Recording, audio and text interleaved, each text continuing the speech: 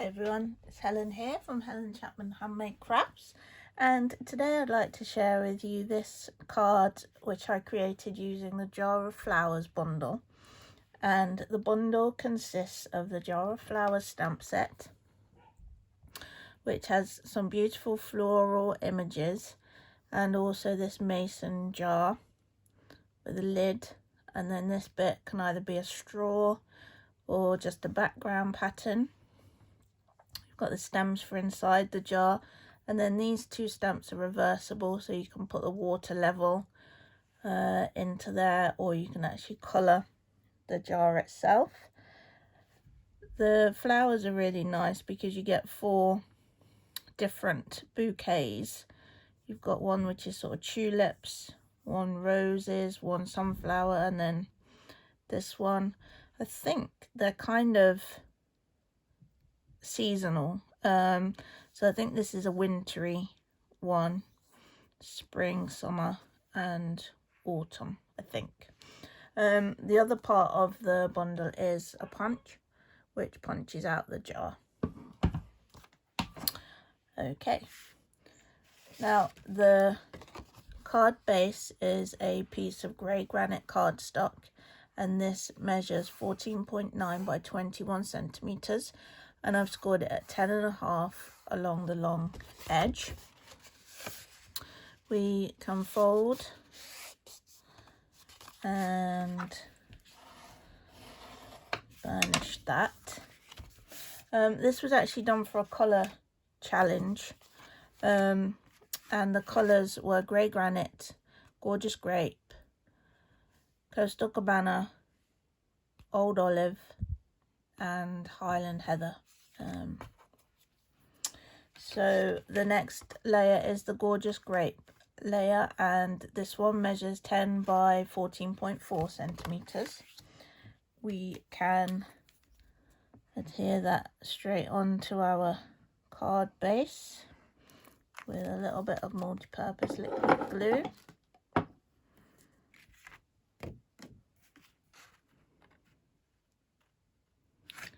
Trying to get that as central as we can. The main card front is a piece of Whisper White, and this one measures 9.5 by 13.9 centimeters, and this is what I've stamped the main images onto. So I've got the jar and the flowers, and I've chosen the roses for this particular one, and we just need the reversible piece to fill the water as well.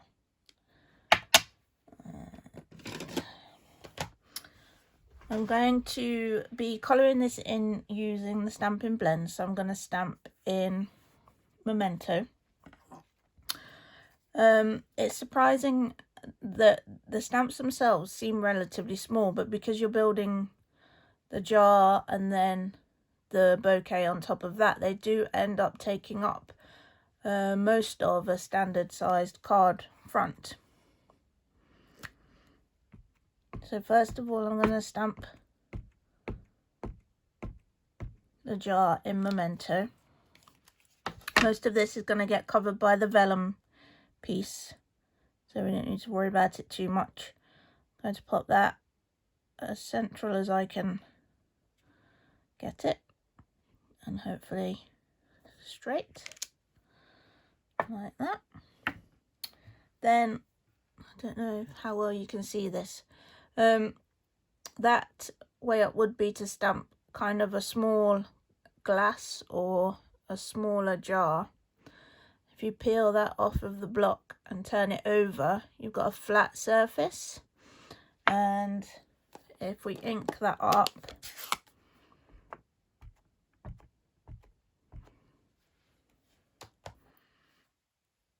we can hover over our jar and stamp that down, and that will give us our water level. Okay, so the reversibles are really clever. I think it's a lovely effect. then we're going to pop the stems into the jar next. And you'll see on the stamp you've got one flat edge. So you can see you've got the ends of the stems here, and then you've got this one flat edge that you're going to try and line up with the top of the jar.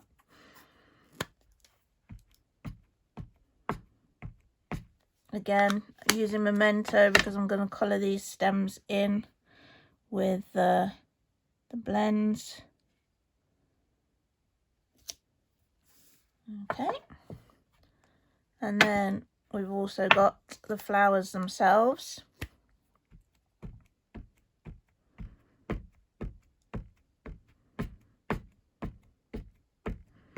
Just ink this up really well.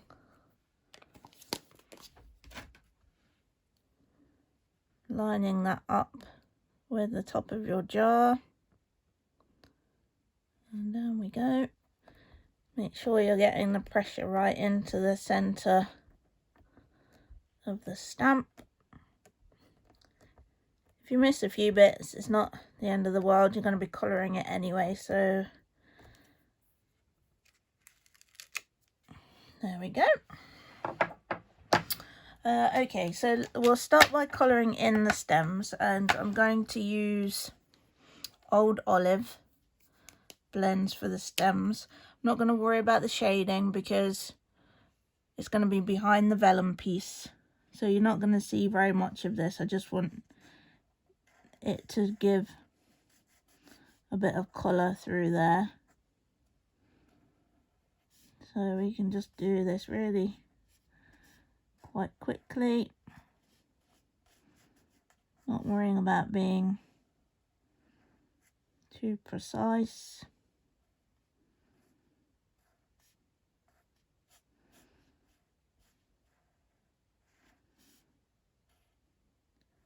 If I wasn't putting the vellum over the top, I'd spend a little longer and possibly even think about whether the stems would look lighter or darker when they were under the water, rather than just looking at them through the glass. Okay, now for the leaves, we will do a little bit of shading, and mainly I'm going to do the vein and also just where any part of the leaf is behind something else, where you would get a slight shadow. Starting with the dark Old Olive, then going in with the light and just blending those together.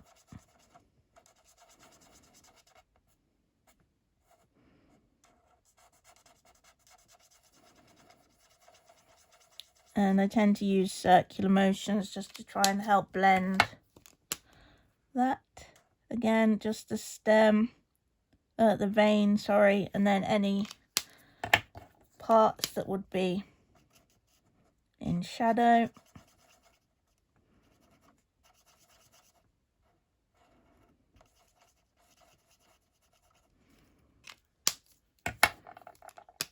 And the final leaf over here.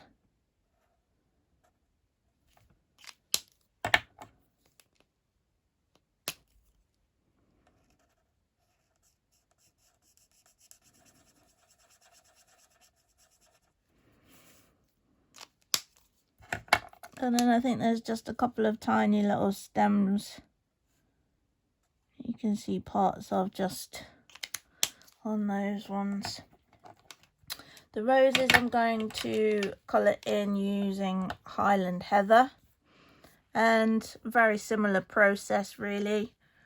The centres are likely to be darker, and then any parts of petals that are in shadow of something else.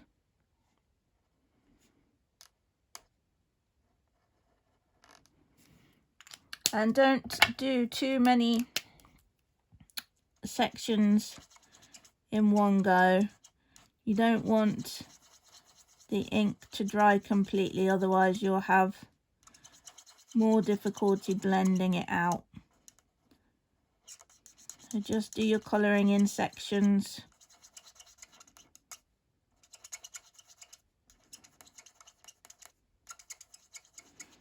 And again, circular motion to blend those dark and light colours together. And then just go back in, do a few more petals and build up your image.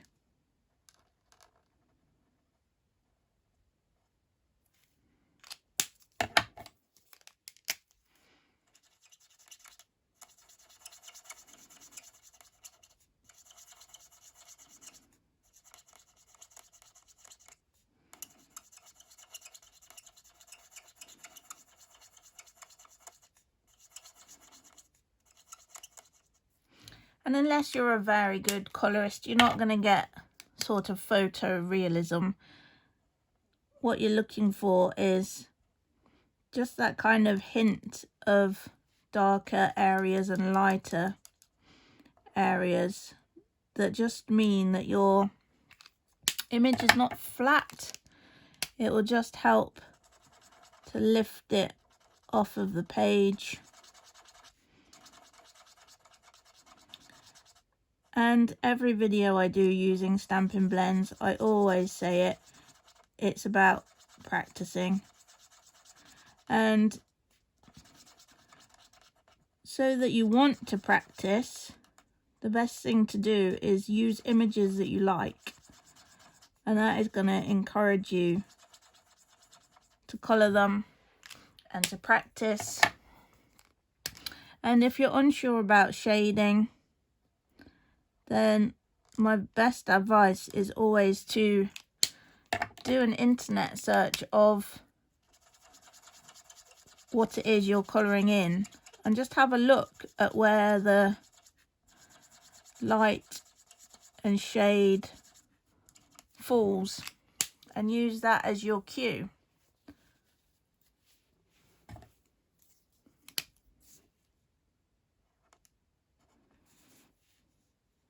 Obviously you'll find some images easier to colour than others, and for complete beginners I often recommend the Under My Umbrella stamp set, which is great because it's got really simple images, really open space for your colouring, and you can really practice and practice and practice and build up your confidence on those types of image. Now you'll find with flowers, the centre of the flower and the flower buds tend to be darker than the outer petals and darker than older petals. So there's a few kind of rules of thumb just to think about when you're doing your colouring, but mostly it's about enjoying it. You know, many people find it really relaxing, which is shown by the kind of rise in the adult colouring books and that sort of thing. It's a very mindful activity, isn't it? And you really can just kind of get sucked into it, and the time just kind of disappears. Probably not quite so much if you're just watching someone else doing it, right? But so apologies for that. I mean, I'm going as quickly as I can, but I didn't want to have done a lot of the colouring in advance because I know it's one of those things that people are often unsure about. And you can see that I'm following the same principles all the way through, really, where there would be shadow where you've got a petal in front of another. I'm going in with the dark. Centers of the flowers, I'm laying down some of the dark shade first, and then I'm just going in over the top with the light, circular motions just to blend it all together. And then with these ones here, again, they're more bud-like, aren't they? So I'm going to have more dark and just blend that out.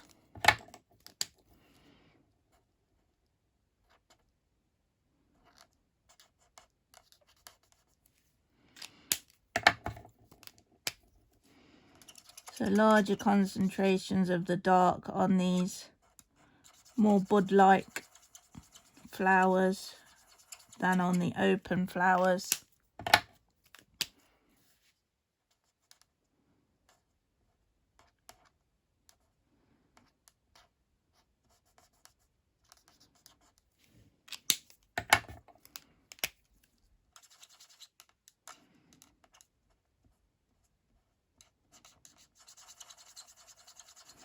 And it really doesn't take that long.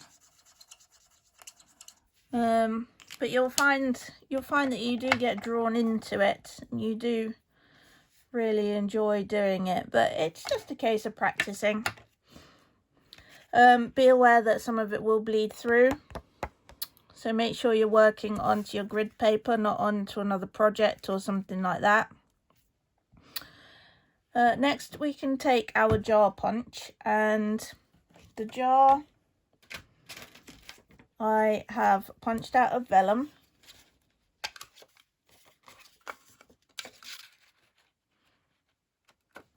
And obviously vellum is notoriously difficult to stick down because you can generally see the adhesive through the vellum. And what I've done is I've just used a small strip of tear and tape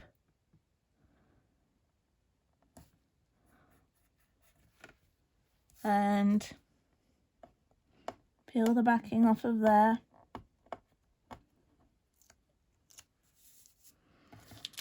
Line up the jar. It gives you that lovely kind of frosted look. Now, it would be very, very difficult to tell that that tape was under there.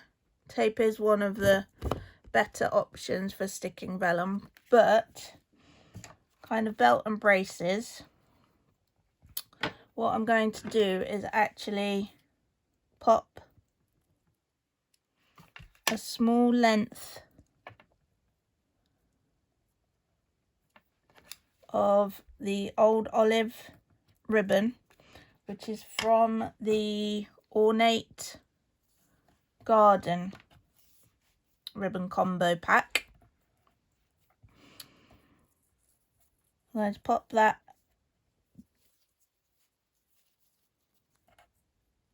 in with a little knot. You might find it easier to do the knot and then snip. Like so. Snip your little tails.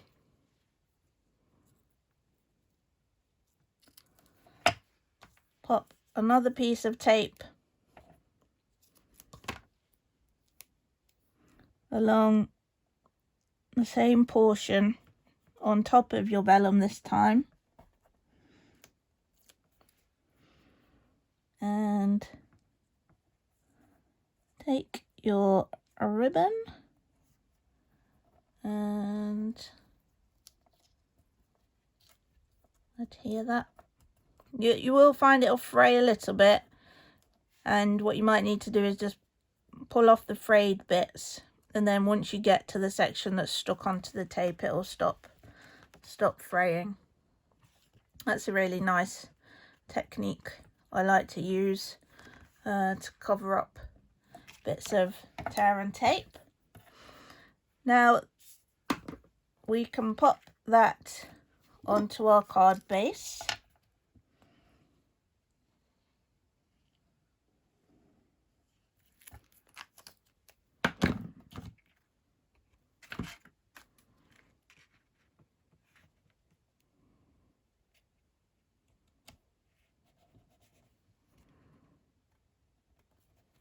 Trying to get that as level and as central as we can. And then for the sentiment, I've used the Friend die from the Well Written die set, and I've actually used the adhesive sheets, and you can snip these down, and if you peel one side off, you can stick them to your cardstock. You can then die cut, and you've effectively got a sticker. Okay, so I've put a piece of that adhesive sheet onto one piece of Coastal Cabana and one piece of Gorgeous Grape, and I'm going to cut that out, cut the Friend sentiment out of each of those.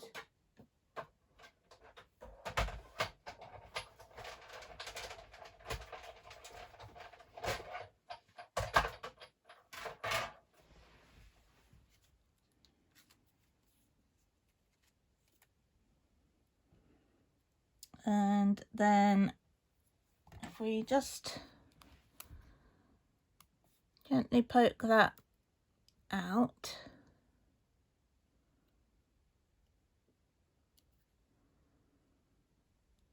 like so, you might find the backing just coming off, but just pop that to one side while you do the other one, the Gorgeous Grape one.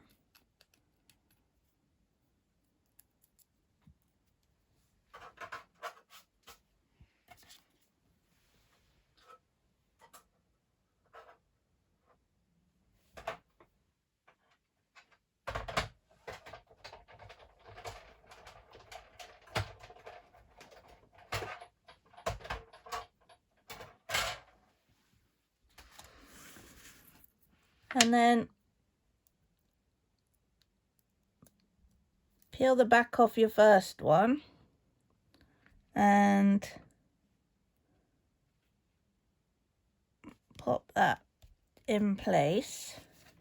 And you can see it looks really nice on its own, doesn't it? But oh, I just need to try and get the back off this little dot for the eye. But if you compare the two, you get a lot more dimension with this shadowing type effect. I think that looks really good. And we'll take our Gorgeous Grape one.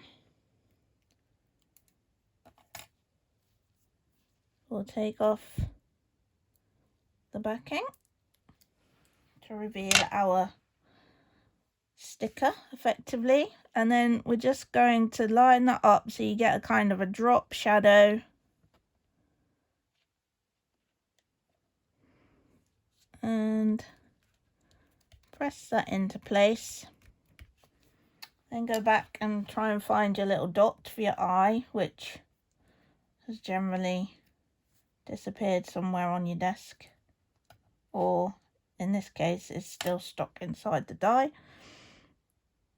It is quite tricky to get the back off of these tiny bits, but your pokey tool should help, and then just use your pokey tool just to pop it in place as well. And again, similar, just pop that so you get a tiny drop shadow. And I think that looks great. I think it looks much not necessarily nicer. I mean, it looked nice before, but it's a very different effect, isn't it? It really makes it stand out using that drop shadow look. And there we have the two cards. I hope you've enjoyed this video. I hope that I've managed to convince you, firstly, that the Jar of Flowers bundle is gorgeous. With those reversibles and the different floral images, it's really fantastic. You can also get shaker domes that fit in to the jars, so that's really cute. Haven't played with those yet, but I'm looking forward to having a go with that.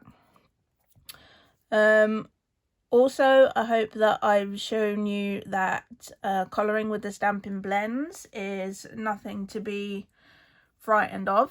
It's really simple. Just keep practicing, don't be hard on yourself, and look at images of things if you're looking for help as to where to put light and shade. And then finally, that little technique of using the drop shadow with the well-written dies. There is a blog post to go along with this card. I'll pop the link to that in the description below the video. That blog post does contain links should you wish to purchase any of the products that I've used here today.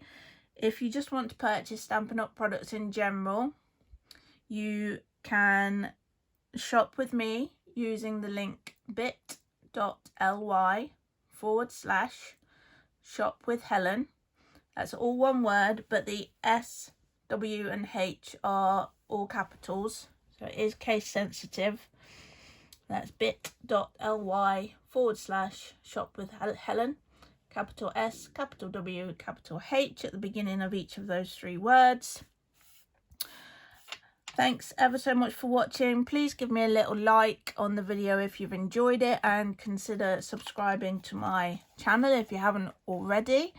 And that will help you to get notified when I upload more ideas and inspiration for you. Thanks again for watching, and I hope to see you soon. Bye for now.